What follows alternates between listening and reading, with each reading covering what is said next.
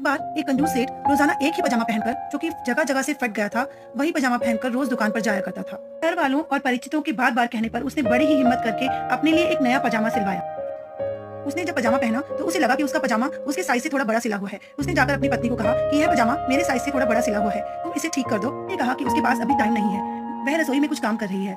फिर वह पजामा लेकर अपनी पुत्रवधू के पास गया। पुत्रवधू ने कहा कि वह अभी घर का काम कर रही है, उसके पास भी अभी टाइम नहीं है, वह बाद में कर लेगी। फिर वह पजामा लेकर अपनी बेटी के पास गया। उसने देखा कि बेटी भी पढ़ाई में व्यस्त थी, उसने भी उसे टाल दिया, पुराना पजामा पहनकर ही दुकान पर चला गया। उसके जाने के बाद जब सेठानी काम करके फ्री हुई, तब उसे याद आया कि उसके पति ने उसे पजामा 4 अंगुल छोटा करने को कहा था।